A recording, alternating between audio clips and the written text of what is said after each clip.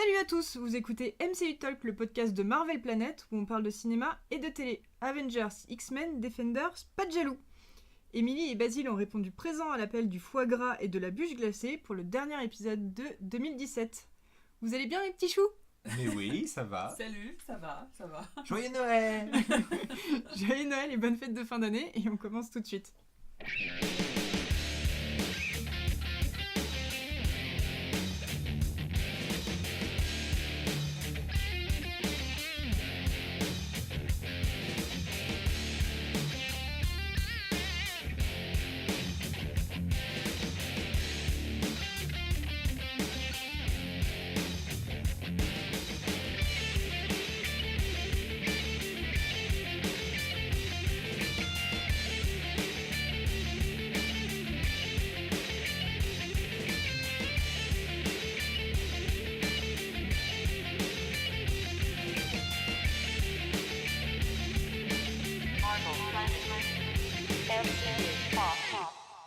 Comme d'habitude, on démarre par les news en commençant par nos amis de chez Netflix.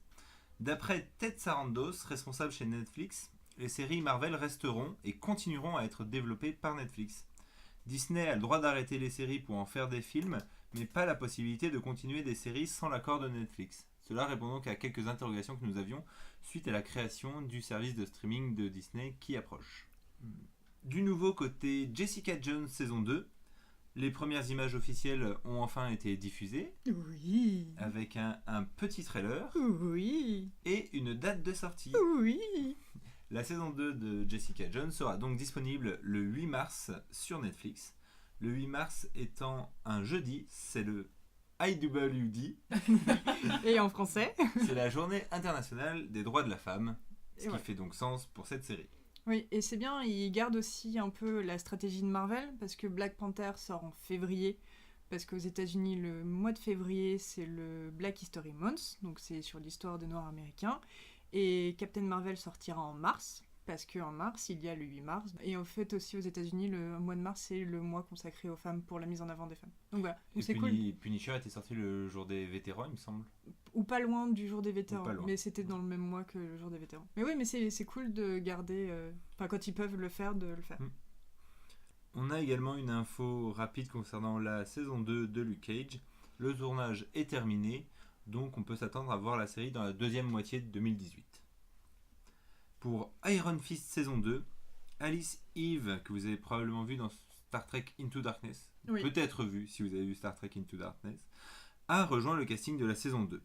On ne connaît pas le rôle qu'elle jouera aux côtés ou face à Iron Fist. Et on passe maintenant aux séries ABC, et ça va être rapide. Et on a une news concernant Agent Carter. On avait un petit peu mis de côté cette série et complètement oublié cette série. Non, il n'y a pas de saison 3. C'est juste que la saison 2 arrive sur TF1 le 21 décembre. Donc si vous ne l'avez pas vue, c'est le moment de la voir ou pas. J'avais pas trouvé ça top, donc c'est quand même un peu dispensable. Et Inhumain aussi va avoir une diffusion française et c'est sur la chaîne Altis Studio et ça c'est dès le 14 décembre. Là aussi, épargnez-vous, ne regardez pas Inhumain. On comprend pourquoi Altis a chuté de 50% en bourse. Si c'est avec ça qu'ils programment leur chaîne, les investisseurs n'ont pas dû voter pour. Voilà, c'est un peu mal barré. Petit point, Cloak and Dagger, on n'a pas de news, on n'a rien de Cloak and Dagger. On a vu un trailer qui était plus ou moins sorti avant en plus les Runaways, si je me souviens bien. C'est ça. Les tournages des deux séries s'étaient plus ou moins faits simultanément. Runaways, on en est déjà à l'épisode 5. C'était en même temps que Gifted aussi, ou pas loin. Ouais, pas loin. Enfin, en gros, c'était les 3 séries qu'on devait ou découvrir en fin 2017 ou début 2018. Mais n'empêche, Cloak and Dagger qui va sur Freeform, on n'a pas de news. C'est dommage. C'est triste. On veut voir. Et puisqu'on parlait de Gifted, justement, la saison 1 va également être diffusée en France. Elle arrivera sur Canal+ série le 29 décembre. Donc vous pourrez, si vous avez un abonnement Canal+, vous faire une opinion sur The Gifted. Toujours chez la Fox, on a quelques infos sur la saison 2 de Légion. Saison 2 que nous attendons après la très bonne première saison. Saïd Taghmaoui, qui devait jouer la nouvelle incarnation du méchant, a quitté le tournage. Il aurait a priori un autre projet qui le concerne si on essaye d'interpréter En fait, un peu ses interviews. C'est ce qu'il a dit. Bon, je quitte Légion, mais je suis sur un autre projet qui va être très très cool et autres. Et on se demande un peu, est-ce que c'était un départ prévu? Est-ce que c'était pas prévu? Mais s'il est le méchant, qu'est-ce qu'on va faire? Enfin, est-ce qu'il va y avoir 2 incarnations du méchant? On sait pas. Ok. Et on espère juste que effectivement la saison 2 ne perd pas son méchant en milieu de préparation, ce serait quand même un peu compliqué pour la suite. On passe à la partie cinéma et on va s'intéresser au MCU. Kevin Feige a annoncé qu'il faudra attendre Avengers 4 pour avoir plus d'informations sur les annonces de la phase 4. C'est vrai qu'on attend un peu ça, quand même. On l'attend, mais c'est bien qu'il le dévoile pas maintenant, parce là on est beaucoup concentré sur Avengers 3 et aussi sur Avengers 4, donc c'est cool de pas avoir plein de choses en même temps. Et Kevin Feige a aussi dévoilé qu'ils avaient 20 idées pour les prochains films du MCU. Oui, Emily, 20 idées. Et nous aussi, on a 20 idées. Donc évidemment, on a les films qu'on connaît et dont on est sûr, donc à savoir Spider-Man Homecoming 2, qui aura sûrement un autre nom, et Gardiens de la Galaxie 3. Si on continue après dans la série des films qu'on connaît déjà, qui font partie du MCU et qui méritent une saga en 3 volets comme ça a été le cas jusqu'à présent, et on pourrait avoir un Spider-Man Homecoming 3, un Doctor Strange 2 et 3, un Black Panther 2 et 3, un Captain Marvel 2 et 3, et un Ant-Man and the Wasp 2, voire même un Wasp. En fait, ça serait marrant que cette série, ça soit Ant-Man, Ant-Man and the Wasp et Wasp. Ça ferait une trilogie construite un peu différemment. Voilà, et en plus, ça nous permettrait d'avoir un autre film centré sur une super-héroïne. Si on continue aussi sur les films centrés sur les super-héroïnes, on pourra avoir un Scarlet Witch, parce qu'on sait qu'on n'aura pas vraiment de film Black Widow, en tout cas pas avec Scarlett Johansson, parce que Scarlett Johansson s'apprête plus ou moins à dire au revoir au MCU après Avengers 4, c'est ce qu'elle a dévoilé dans une interview. On pourrait aussi avoir Miss Marvel, en héroïne femme, donc voilà, ça rajoutera un petit peu de diversité. Toute cette diversité-là, si on n'en faisait pas un film Avengers A-Force, c'est un peu genre l'ébullition sur internet après la photo du shooté, enfin pendant le shooting de Vanity Fair, pas mal de super-héroïnes, enfin d'actrices qui jouent les super-héroïnes dans le MCU se sont réunies et ont fait une photo assez drôle où on voit Evangeline Lilly, la seule qui est en train de manger. Et tout le monde a dit, mais on veut un film A-Force. Mais oui, on veut un film A-Force. Et on peut aussi vouloir un film avec des jeunes, parce qu'on a Spider-Man, on a Miss Marvel, et si on faisait un Young Avengers? Ouais, on est d'accord pour un film Young Avengers. Puis d'ailleurs, si on continue dans les Avengers, on pourrait avoir un Avengers Secret Invasion, parce que je vous rappelle que pour moi, Avengers 4, c'est House of T. On pourrait aussi avoir un Nova, et on pourrait avoir les 2 Nova, aussi bien Richard Rider et Sam Alexander, ça serait assez drôle. Ça fait tellement longtemps que je veux un film Nova. Tu sais que tout arrive, parce que on va avoir l'Iron Spider, donc tu auras peut-être ton film Nova. Finissent par entendre mes demandes. C'est le temps que mon courrier arrive, parce que j'ai pas vraiment l'adresse de Kevin Feige, alors je tape un peu à toutes les portes. Voilà. Une fois que l'info est arrivée, c'est bon, ils font mes demandes. Dans les demandes aussi que les gens ont assez régulièrement, c'est un film Moon Knight. Pourquoi pas? En plus, ça pourrait donner un autre univers, un autre traitement du MCU. Un angle un peu différent. Ouais. Un angle un peu différent. Kevin Feige aussi avait dit que comme avec Ant-Man, on a maintenant, et aussi avec Doctor Strange, d'autres univers possibles, et enfin du moins qui sont ouverts, et ça pourrait lancer un Captain Britain Corps, parce qu'on sait que c'est des voyages dans le temps, dans les dimensions et tout, plein de trucs chelous. Et après, juste pour le troll, un film inhumain, Infinity, mais genre vraiment à la fin des 20 projets, donc dans 15 ans. Quand les gens auront oublié. Quand les gens auront oublié la série Inhumain. En tout cas, maintenant on peut se concentrer sur les projets que on connaît, et le prochain projet qui commence à se dévoiler, c'est Avengers Infinity War. Et on a vu le trailer. Vas-y, commence. Déjà, voilà, ce petit cri d'excitation résume un peu ce que je pense. Un trailer bien foutu, parce que un trailer qui ne donne pas toutes les infos. On voit des trucs, on dit qu'est-ce que ça peut être? Qu'est-ce que c'est? Est-ce que machin? Mais on est encore à des suppositions et pas à des révélations, parce que finalement on voit des personnages, mais on savait qu'ils allaient être là. Enfin, on savait que Thanos allait arriver sur Terre, donc on fait pas comment Thanos sera sur Terre dans Avengers 3. Non, ça on le savait. Et du coup, voilà, le trailer est bien monté. Il nous présente un peu les personnages. Les nouvelles versions des personnages. Voilà, j'allais dire version 2, mais voilà, les nouvelles versions depuis Civil War principalement, qui a été le gros point de rupture. Voilà, et puis tout ça a fait quand même que la hype est bien montée. Et puis ça se voit sur le nombre de vues YouTube. Ouais. Effectivement, vous l'avez peut-être vu, mais en 24 heures, le trailer a fait plus de 230 millions de vues. Ouais, je sais pas trop comment ils calculent, mais je pense que c'est sur toutes les vidéos officielles publiées par les différents Marvel, c'est ça Dans tous les pays. Dans tous les pays. Exactement, c'est ça. En fait, c'est le distributeur de chaque pays qui dit nous en 24 heures on a eu tant de vues, et donc du coup D'accord. Ils font la somme de tout ça. De toutes les vraies bandes annonces qu'eux ils ont publiées, et pas les, les republications. C'est pour ça que le chiffre officiel c'est 230 millions, mais c'est sûrement beaucoup plus que ça. Beaucoup plus. Et c'est donc un nouveau record qui bat celui qui avait été fait par Ça, le film adapté du roman de Stephen King, qui lui avait fait 197 millions en 24 heures. Ouais. on trouve ça ouf comme chiffre, et c'est très très gros. Ouais. Après, pour un film Avengers, notamment pour ce film Avengers là, moi ça me surprend pas. En fait, en voyant la bande-annonce, évidemment j'étais ultra contente, mais je me suis rendu compte que tout menait à ce film finalement, toute ma passion que j'ai pour Marvel et notamment pour Marvel Studios, ça va être ce film, ça va culminer dans ce film.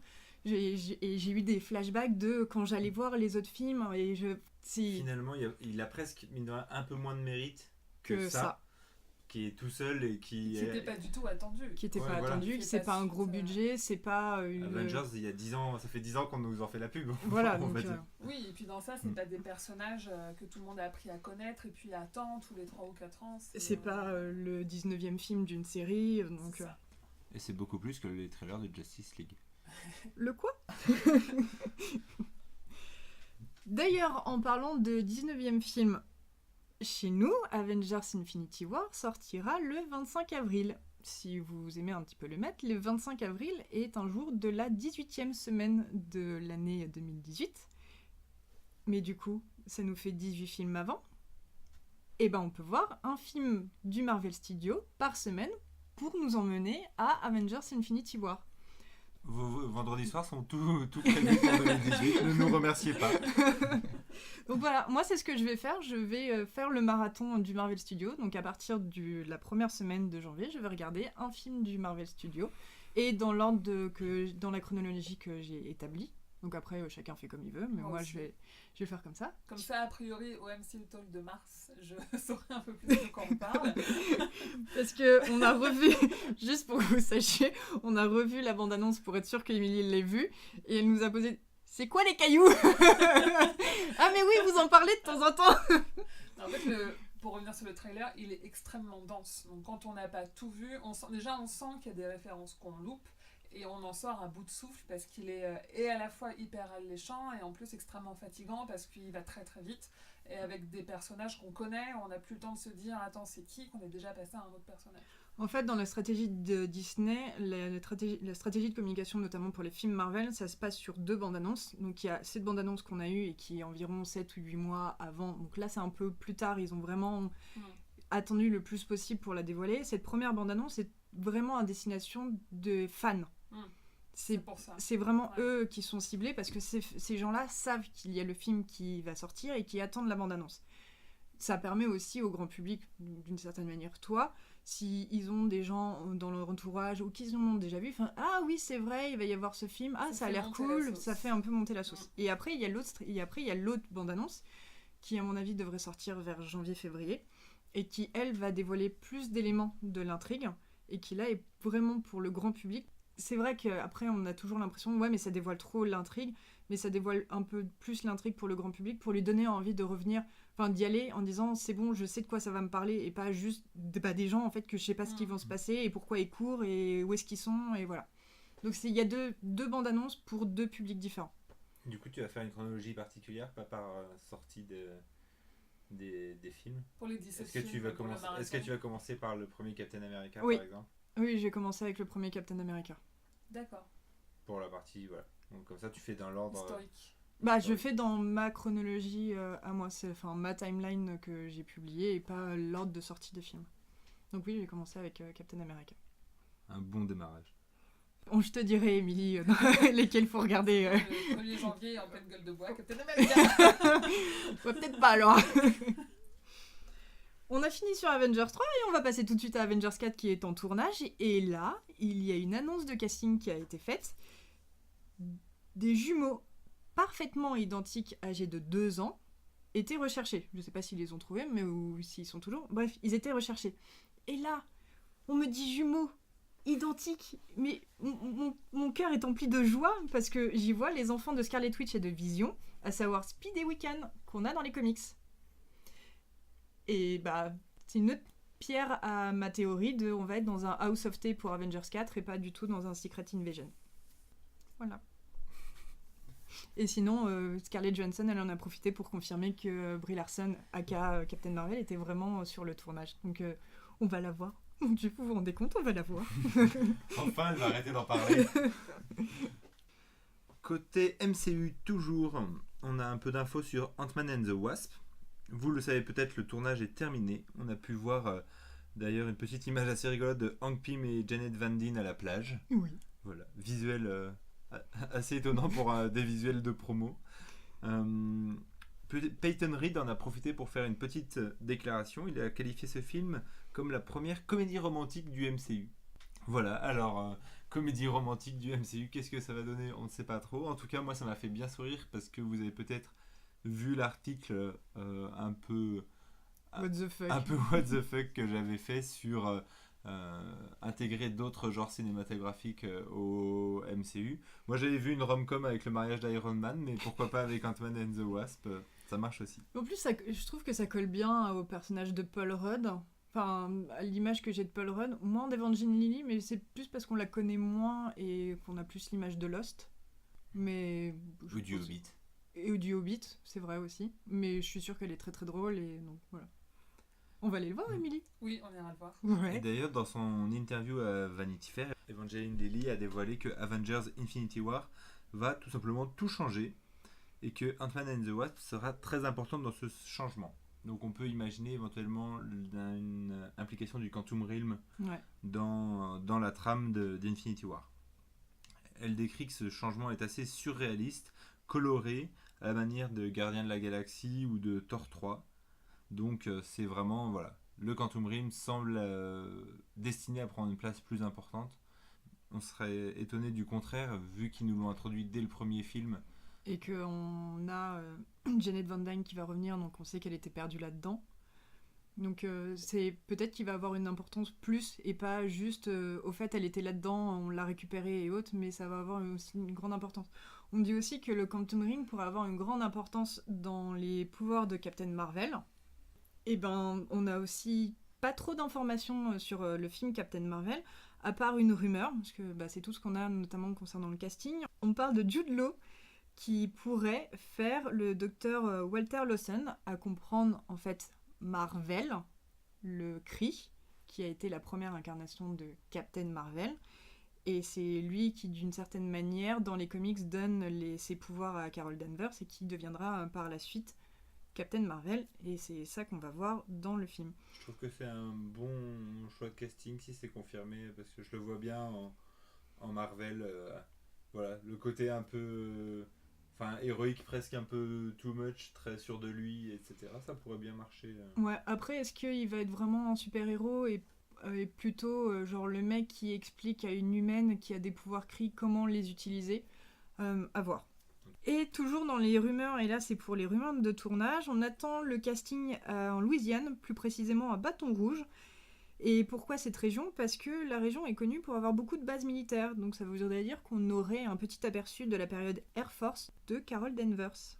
Et on finit avec les news, avec Spider-Man Homecoming 2, qui oui est une réalité, oui c'est une réalité que John Watts va le réaliser, donc c'est le même réalisateur que pour le premier, et le tournage commencera en juin 2018. Et ben maintenant on peut passer au sujet principal. Oui.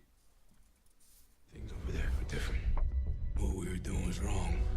You did what you were supposed to do, right? Now the only person you're punishing is yourself.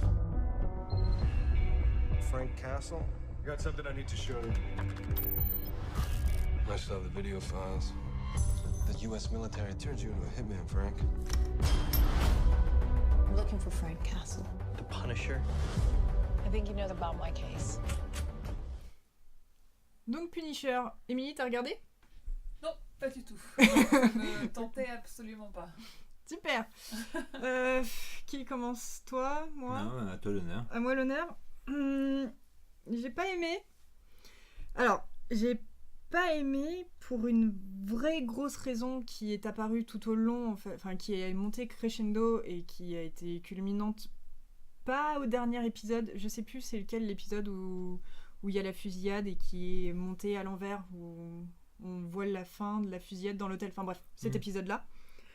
En fait, ça a été monté crescendo et j'ai vraiment eu l'impression que cette série était une série pro-armes. Et moi, c'est un truc qui me dérange énormément, de limite faire pas l'apologie de avoir des armes c'est cool et avoir des armes c'est utile, mais il n'y a pas de contre-discours en disant les armes c'est quand même dangereux. Le seul qui le fait, c'est le fameux sénateur de la fusillade dans l'hôtel, qui est quand même un personnage ridicule. Et ça me dérange notamment parce que la série a été repoussée à cause de la fusillade de Las Vegas. À aucun moment il y a eu un message en disant non, il faut pas avoir d'armes. On a Punisher, bon ok, c'est dans son personnage de utiliser les armes à outrance, donc soit, mais il y a Karen Page qui ne prend aucun recul, qui, quand on est dans la série Daredevil, quand on est dans la série Defenders, elle est contre Matt qui se bat et qui lui a un vrai but, parce que contrairement à Punisher, et Matt a un vrai but, on va dire humanitaire et communautaire, alors que Punisher pas du tout, c'est vraiment un truc personnel. Donc voilà, ça m'a énormément dérangée. Et donc pour le coup, il y a un autre truc qui m'a dérangée concernant l'écriture de Punisher. Ok, Punisher n'est pas un super-héros, je n'attendais pas ça de lui. Il aurait pu être un anti-héros. C'est plus ou moins ce qu'on commençait un peu à voir dans la saison 2 de Daredevil. Là, c'est vraiment parti, tout ce côté anti-héros. Pour moi, j'ai juste vu un mec vénère qui veut se venger. Et une fois qu'il s'est vengé, donc là, désolé Mini, je vais spoiler, mais une fois qu'il s'est vengé, eh ben, il est bien, il est droit dans ses baskets, et pour lui, il a fini sa mission. Et c'est ça, enfin, finalement, j'ai vu une vengeance d'un mec. Donc, on peut nous vendre une vengeance d'un mec, mais on peut pas pas dans une série Marvel. Enfin, pas dans... Voilà, peut-être que j'attendais certaines choses de la série et que je n'aurais pas dû projeter. Et donc, ça m'a gâché finalement toute la fin de la série. Et un autre truc aussi qui m'a énormément choquée, c'est jusqu'à présent, toutes les séries de Netflix, hormis Iron Fist, avaient plus ou moins un message. Daredevil, il avait le message de « faut sauver la communauté, il faut s'investir, c'est difficile d'être un héros ». Jessica Jones, on avait le côté les femmes qui ont du pouvoir et les femmes qui se sont faites violer et comment tu te remets de certaines crises personnelles. Luke Cage, bon, on avait le message sur la communauté afro-américaine. Punisher, on aurait pu avoir un message hormis du programme, c'est le retour des vétérans. Que oui, les anciens soldats, quand ils reviennent aux États-Unis, ils sont mal encadrés, ils sont mal pris en charge par la société, ils peuvent vriller et on les surveille pas. Ça a commencé à être bien montré avec le personnage de Lewis, si je dis pas de bêtises.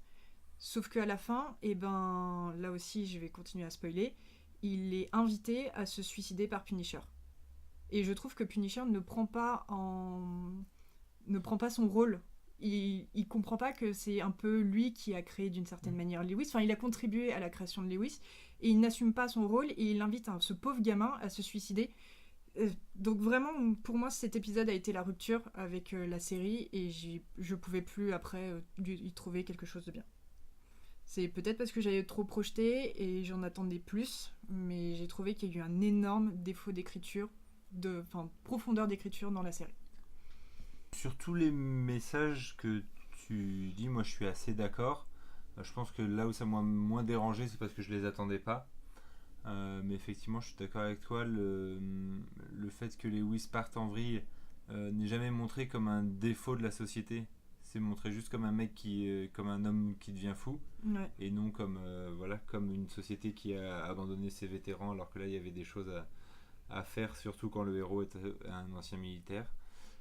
Sur les propos pro-armes, je suis assez d'accord. Moi, je l'attendais pas du personnage du Punisher, parce que lui, c'est une gâchette. Mais voilà, j'attendais pas de lui Mais il non n'y a plus. personne pour contrebalancer. Effectivement, dans Daredevil, dans la saison 2, Daredevil sert à faire ce contre-discours. Et là, il n'y est pas du tout. Effectivement, Karen dit bah oui, il a raison. Il a un but et tout.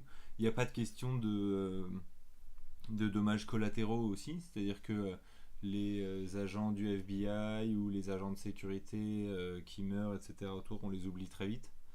Alors qu'on aurait pu dire quand même que dans sa vengeance, il fait pas juste tuer les méchants, mais tout ce qu'il y a sur la place. Micro essaye à un moment de faire un peu un bout de truc au tout début quand il est attaché à poil sur la chaise, en lui disant un peu qu'il fait n'importe quoi, mais mais comme finalement après ça va servir son propre intérêt personnel à retrouver sa voilà, famille. justement, c'est très vite oublié. Donc effectivement, sur les discours, je suis entièrement d'accord avec toi. Moi, je m'attendais pas à les avoir. En même temps, je me doutais que ça allait être un peu basique et bas du front, donc je pense que ça m'a pas dérangé de la même façon. Mais je partage totalement l'analyse. Sinon, qu'est-ce que j'ai bien aimé dans cette série? Tout le reste. Non, j'ai trouvé qu'il y avait une bonne réal. On sent que John Bartman est un mec qui est assez en forme physiquement et qui peut faire quand même un peu de cascade. Et du coup, on a un montage qui est assez propre sur les scènes de combat, etc. On sent que c'est lui qui les fait et qu'il ne essaye pas de le cacher, comme c'était le cas pour Iron Fist. J'en avais déjà beaucoup parlé. Donc il y a quand même une clarté dans la réalisation qui est assez sympa. Le scénario est bidon, hein, il faut le dire. Enfin, il est téléphoné, c'est-à-dire que le mec a été trahi par un chef de la CIA, et quand il essaye d'avoir de l'aide de son meilleur ami, bah t'apprends que son meilleur ami c'était un complice du chef de la CIA. J'ai eu l'impression de revoir Ennemi d'État, sauf que Ennemi d'État, quand c'est sorti, bah, c'était la première fois qu'il faisait ça sur la surveillance, donc c'était bien. Oui, c'était bien. Puis là, au final, il y a eu ça aussi qui m'a un petit peu dérangée. C'est quoi? C'est le 5e personnage, c'est la saison 1. Et la structure des séries Netflix, c'est tout le temps la même chose. On part d'un point A, et on va y arriver à l'épisode 13. Donc il y a quand même 13 épisodes. Il n'y a pas 2 intrigues. En plus, vraiment, dans celle-là, il n'y avait quasiment pas 2 intrigues. Non, il n'y a pas... Parce que l'autre angle, qui est celui du FBI, c'est la même enquête. C'est la même enquête, tout est la même enquête. Et ça démarre vraiment à la moitié, donc c'est l'épisode 7. Enfin, il y a eu aussi un côté redondance qui a été un petit peu pénible, et c'est l'absence de seconde intrigue, parce que dans Luke Cage, on n'avait pas trop ça, mais on a eu 2 méchants dans Luke Cage, donc ça coupait la saison. Dans la saison 2 de Daredevil, il y avait 2 intrigues en même temps. Voilà, en fait, il y a eu un peu et je pense que ça a aussi contribué, la saison de Defenders, à casser, en fait. Moi, ça m'a lassé, cette redondance de on va avoir une seule intrigue et puis débrouillez-vous pour 13 épisodes. Je me suis laissé porter parce que j'ai un côté public très facile sur les films avec des gros flingues. Mais effectivement, à part ça, il y a rien en écriture. Quand on a l'adjoint de la fille du FBI qui meurt, elle est au bout de sa vie, au fond du gouffre, dans l'épisode suivant. Et par contre, à l'épisode encore après, elle a oublié qu'elle avait son partenaire qui était mort sous ses yeux. Enfin, clairement, elle l'a oublié. Hein. Le gars, on n'en reparle plus. Ça fait une scène dans la salle de bain et puis c'est tout. Hein. Ouais. Donc voilà, effectivement, moi je me suis laissé emporter, mais c'est vrai qu'il y a quand même beaucoup de choses clichés, et c'est clairement pas une série que je recommanderais, Marvel ou pas, même dans les séries de militaires que j'aime bien, etc. Enfin voilà, en ce moment je regardais pas grand chose, donc je l'ai suivi. Je vais quand même le redire, il y a une réalisation qui est assez propre.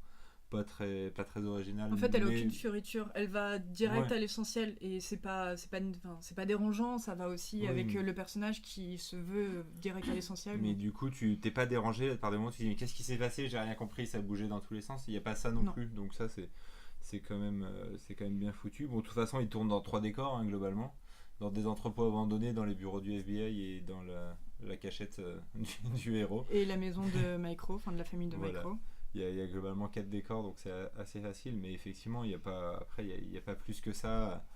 Il n'y a pas plus que ça à regarder. Bertman, il fait bien son travail aussi. Le mec bas du front, il le fait très bien. Lui, il joue bien le perso jusqu'au boutiste, mais le jusqu'au boutisme, c'est le Punisher, et justement, lui, il le joue bien. Il aurait fallu qu'en face, il y ait d'autres contrepoids qu'il n'y a pas. Mais lui, le personnage en lui-même, il est pas censé porter le discours en lui-même, c'est l'environnement, l'écosystème qui peut amener des nuances. Mais ce personnage-là, il en a pas. Oui, il aurait pu, en fait, ils auraient dû faire d'une autre manière, ils auraient dû faire sa vengeance, donc ce qui nous prend 13 épisodes, le faire que à moitié, genre jusqu'au 7. Et puis après, il se découvre un intérêt pour la communauté, et finalement devenir le anti-héros. Oui. Ils auraient pu faire ça. Rechercher d'abord chercher la vengeance et après chercher la justice, par exemple. Voilà, un truc dans le genre, mais finalement il y a que c'est que la vengeance jusqu'au bout, et puis une fois qu'il l'a eu, et il va au truc des vétérans, et pour moi il dépose les armes et il décide de fonder une nouvelle famille, et puis il va à Thanksgiving chez Micro. Enfin, donc voilà, en fait, et vraiment c'est un happy ending, mais waouh. Oui. Ouais. Et enfin, moi je pensais qu'il allait crever à la fin. Ouais. Ça aurait été pas délirant, non. Enfin, il fasse sa vengeance, mais qu'après il s'achète, parce que d'ailleurs c'est quand même, on sait pas comment il arrive à survivre toute cette série, et le nombre de balles qu'il s'est pris. Là il y a quand même un côté un peu trop indestructible pour quelqu'un qui est censé être plus un humain. Oui, c'est pas Luke Cage. Hein. On s'inquiétait plus pour Daredevil par exemple. Oui. On prend toujours un peu la même comparaison.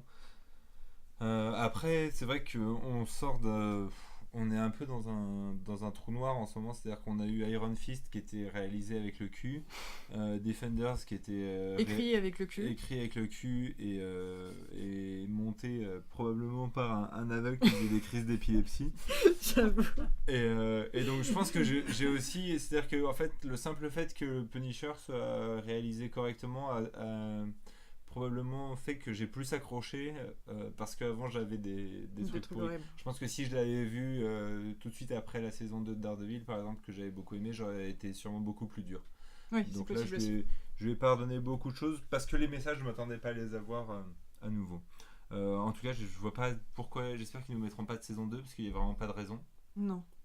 En termes d'histoire il y a aucune raison de mettre une saison 2 là-dedans, donc voilà. Bon, moi j'ai pas passé un mauvais moment, mais ça m'a pas marqué plus que ça, et j'attends pas d'en revoir ou d'en... Ouais, non, j'attends. Voilà. Enfin, après, moi j'en attends vraiment pas d'en revoir, et j'espère aussi qu'on n'en reverra pas. Et tu vois, autant Iron Fist, je suis curieuse de voir la saison 2. Je suis curieuse de voir comment le personnage a évolué à la suite de Defenders, parce que pour moi ça a l'air d'être le personnage qui va le plus évoluer à la suite de Defenders, donc je suis curieuse de voir ça. Même si je m'attends pire, mais je suis quand même curieuse. Pour Punisher, vraiment je suis pas curieuse. Voilà. On lui mettra donc une moyenne de 11/20, ce qui est bien mais pas top. Non, même pas jusque là. Non, même pas. Bien mais pas top. Non. Non, mais il est...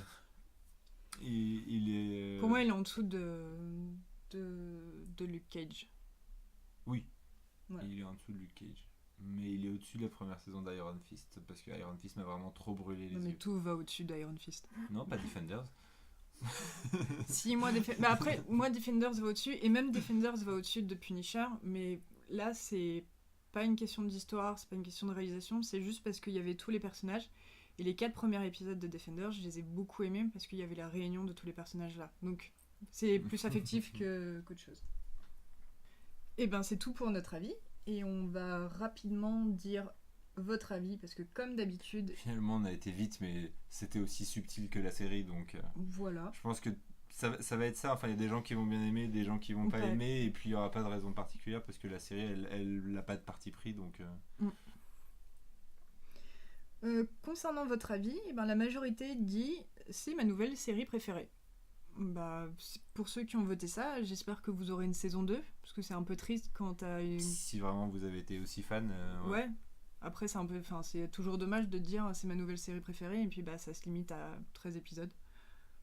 Sauf quand c'est annoncé, après quand tu sais que c'est une mini-série, ok, fine. Après, il y en a qui disent que c'était pas mal. Moi, je crois que j'ai dû voter dans Rendez-moi les trésors de ma vie. Parce que vraiment, ça a été pénible. Moi j'ai mis c'était pas mal, il me semble. Ah, il y a des gens qui ont abandonné en cours de route. C'est pire que moi. J'ai pas abandonné. Je suis allée Oui, jusqu'au mais bout. c'est ta conscience professionnelle. C'est ma conscience professionnelle. Et sans grande surprise, le personnage préféré, c'est Punisher, mais en même temps... Il y en a pas beaucoup des personnages. Il y en a pas beaucoup des personnages, c'est le seul qui est vraiment développé, et à la rigueur, ça aurait pu Si on être... compte ceux qui sont encore vivants à la fin, il y en Et a... si on compte ceux qui sont encore vivants, et c'est pour ça que c'est Micro, mais on a quand même du 71%, et ça descend après à Micro à du 18%. Donc... Moi je voulais voter pour Curtis, mais il était pas dans le sondage. Non, pardon. Parce qu'il m'a semblé complètement inutile. Moi je trouvais que c'était pas bien fait, mais c'était le seul qui essayait d'amener un truc un peu sur les vétérans. Oui, j'avoue. Excuse-moi, Basile. Et si vous êtes comme Basile, je m'excuse de ne pas avoir mis Curtis. Et dans les pires personnages, on a William Rollin, donc le grand méchant qui est défiguré. Complètement cliché, le chef chauve avec une cicatrice... Et qui fait des trucs illégaux. Mais il s'en fout, c'est la CIA. C'est pour sauver la patrie. C'est pour sauver la patrie, donc voilà. Et après, on a Lewis Wilson. Je crois que moi, j'ai mis Lewis Wilson, mais pas parce que vraiment le personnage est catastrophique. Et le pire, c'est juste parce que, ce que je redis, il est maltraité. Et voilà, c'est tout. En tout cas, je pense que la traversée du désert va s'arrêter. Là, pour moi, j'ai eu une petite oasis qui m'a permis de reboire un peu d'eau après Defenders et Iron Fist. Et je pense qu'on va retourner dans les contrées verdoyantes avec Jessica Jones. Oui. On passe à la dernière partie avec les questions reçues. Alors, d'abord avec une question de Leroy qui demande: avec la possibilité du rachat de la Fox, partie film de super-héros, par Disney, quelles sont pour vous les conséquences bonnes ou néfastes pour l'industrie des films de super-héros ? Alors, je pense qu'avant de répondre, il faut qu'on mette un peu d'ordre. Un peu de conditionnel aussi, c'est-à-dire que quand bien même Marvel, Disney rachèterait la Fox, on n'est pas sûr qu'ils puissent, pour des questions de structure juridique, qu'ils puissent rassembler les séries, enfin les personnages de la Fox et les personnages de Marvel. En fait, c'est pas parce que Disney rachète la Fox que Marvel Studios va pouvoir utiliser. C'est pas dit aussi que Disney, on va dire, vende pour un $1 symbolique les droits. Moi, je vois s'il y a un vrai rachat, et on parlait, c'est en bonne voie pour un rachat, une histoire de 60 milliards, un truc dans le genre.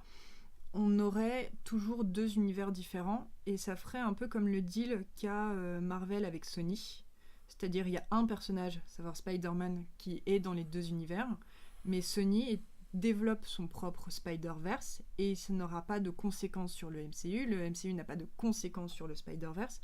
Donc s'il y a un rachat, je vois ça en fait toujours comme un X-Men CU indépendant du MCU, avec un ou deux personnages qui font peut-être des caméos, et encore très légers, parce qu'il faut pas oublier que la Fox a développé un vrai univers avec les X-Men, et je vois mal... Avant de chier dessus. Bon, pour les Fantastic Four, ils ont chié dès le début, donc ça, voilà. Mais... Et puis, il y a le film New Mutant. Imaginons, le film New Mutant fonctionne, et que Disney a racheté la Fox, ils vont continuer avec un New Mutant 2 et 3 à la rigueur, et ça va rester dans le même ton. Donc, ils peuvent pas, et là, subitement, mettre Captain America ou Falcon. C'est des univers très différents. Et je pense que garder une diversité, c'est quand même, quand tu gères une boîte, une meilleure stratégie que de tout réunir, parce qu'effectivement, on est dans une mouvance de super-héros assez dingue, mais si ça s'arrête, ou s'il y a un style qui marche moins bien que l'autre, même si c'est le MCU qui écrase un peu tout le reste en ce moment, il faut pas forcément tout refaire. Non, je veux pas une hégémonie de ton, et si justement Disney rachète la Fox et a les X-Men, ça permettrait... moi, je leur conseille vraiment de continuer toutes les expérimentations qu'il y a récemment, et je pense notamment à New Mutant, de continuer. Logan aussi, qui était avec Logan quelque aussi. Chose qui sortait du lot. Finalement, garder le ton Marvel pour le MCU, parce que c'est celui qu'on a depuis quasiment 20 films, donc même s'ils vont faire d'une comédie musicale, pas musicale, comédie romantique, mais garder le Ça dark serait bien comme du musical, Oui, très bien. mais garder la noirceur des X-Men. Donc, il peut y en avoir que du bon si c'est bien fait. Après, c'est l'irrévérence de Deadpool. Que peut-elle devenir chez Enfin, Disney? Ouais, Est-ce je vois qu'ils vont pas. pouvoir garder ce ton-là? Est-ce qu'ils vont se permettre? Bah après, je pense que les films seront toujours signés Fox d'une certaine manière. Mm. Oui, il va se mettre à pleuvoir dans mon appartement. Donc, vous allez entendre du plic-plic, c'est Velux. Et puis donc, oui, bonne ou mauvaise nouvelle. Et puis après, s'il y avait fusion, reboot ou quelque chose comme ça, je pense que par exemple un reboot des X-Men version MCU serait à la fois une bonne et une mauvaise chose. Ouais. C'est-à-dire que ce serait une bonne chose parce que là ça devient n'importe quoi. Hein. On va pas les voir. Mes yeux saignent toujours quand je repense la nuit au visage d'Apocalypse. Et puis là, les premières images qu'on a pu voir, même si on a dit qu'on ne parlait pas de certaines choses, nous confirment qu'on continue dans quelque chose de très très mauvais. Oui, je suis très contente de me dire que j'irai pas le voir. Si on avait un reboot des X-Men chez Marvel, on soupirerait d'avoir encore un reboot, mais en même temps on aurait peut-être des trucs mieux. On sait pas. Mais de toute façon, déjà, ce serait quelque chose où il faudrait trouver d'autres X-Men. Il y en a suffisamment si vous voulez rebooter pour ne pas prendre les personnages qu'on connaît déjà. Mais voilà, la théorie la plus probable, c'est que ça ne bouge pas. Non. Et je vois mal Hugh Jackman reprendre son rôle de Wolverine et faire un caméo dans Avengers 4. Non, Faut arrêter les conneries. il a fait le tour. Oui, il a fait le tour, il l'a dit, et je trouve ça très bien. Et il finirait en plus en apothéose avec Logan. Donc, Et on a une question de Steve. Pensez-vous à la destruction totale de Xandar, puisque Thanos a la Power Stone, l'orbe qui était entre les mains du Nova Corps à la fin des Gardiens de la Galaxie volume 1? Si oui, pensez-vous que Richard Riders pourrait devenir le nouveau Nova Prime Richard Riders? Mon rêve. Alors, c'est... en pratico-pratique, La destruction de Xandar, c'est probable. Oui. C'est possible. bah, on sait dans le trailer qui avait été montré au D23 de Avengers 3 que Thanos détruit quelque chose. Une planète, une lune, il détruit vraiment un truc. Donc ça pourrait être Xandar. Si on veut faire un lien avec les comics, le Nova Corps, c'est quand même pas au top de sa forme en ce moment. Oui. Bah, de toute façon, il n'existe plus. Voilà. On n'a plus que deux Nova qui sont Sam Alexander et là, Rashid Rider qui vient de revenir d'entre les morts du Cancerverse. Tout va bien, Émilie. Ça sera pas dans les films. Vas-y, soupire, ça ira. Mais donc voilà, effectivement, ça pourrait être sympa éventuellement de présenter Nova par un clin d'œil peut-être rapidement dans le 3 et quitte à le mettre après peut-être dans le 4. Et faire un vrai film Nova, et puis ça fait partie de la liste des 20 films qu'on a imaginé. Alors du coup, c'est vrai que la question de Steve, c'était pensez-vous que ça va être ça? Difficile à dire, en tout cas l'idée est sympa, l'idée est intéressante. Ouais. On peut fortement supposer que Xandar sera détruite. Oui, ça par contre, j'y Après, crois voilà, bien. dire que Richard Riders va devenir Nova Prime, là pour le coup on n'a pas d'éléments pour dire oui ou non, mais ce serait sympa. Pas de Non, questions, Émilie? Non, pas d'autres questions. T'as tout dit? Oui, moi j'ai surtout retenu que Paul Rudd allait faire une comédie musicale et je pense que ça lui irait hyper bien. Ok, super, tout ça pour ça. Vivement le 1er janvier, ta gueule de bois et Captain America, le premier Avengers. Ça va être chouette. On n'est pas sorti de l'auberge. Non. Et ben c'est tout pour nous. Voilà, c'est ainsi que l'on termine l'année 2017. Qui au final, on n'a pas fait d'épisode de bilan comme on avait fait l'année dernière parce qu'on a été ultra régulier et je crois qu'on a parlé vraiment de tous les films, de toutes les séries de télé. Dans l'ensemble, c'est un peu une bonne année. Une meilleure année ciné que télé, je dirais. Clairement. Meilleure année ciné-télé, oui, ciné que télé, et notamment, merci de ne rien avoir fait au cinéma en lien avec Avengers 3. Oui, c'est ça d'avoir vécu indépendamment, on va dire, les films. Ça, c'était vachement... Les Gardiens et Thor, ils nous ont pas mis des gros coups dans le coude. Eh, t'as vu, il va bientôt y avoir... non, c'est bon. Et Logan, eh ben, j'ai été contente d'aller le voir. J'ai pas aimé, mais j'ai été contente d'aller le voir. Moi, j'ai beaucoup aimé, effectivement. Donc non, on s'en sort bien au cinéma. Télé, il y avait Légion. Il y avait Légion. Et là, il y a Il y a Runaways. Runaways. Bah ouais. Et d'ailleurs, Runaways, eh ben, on en parlera en janvier. Parce que si je dis pas de bêtises, ça sera fini. Oui. On aura eu les 10 épisodes. Ou en tout cas, on attendra les 10 épisodes pour en parler en janvier. Voilà. Et ben merci à vous deux d'être venus. Merci. Et puis merci à vous de nous avoir écoutés. Et bonne fête de fin d'année. On se retrouve en janvier. Salut! Salut. Salut.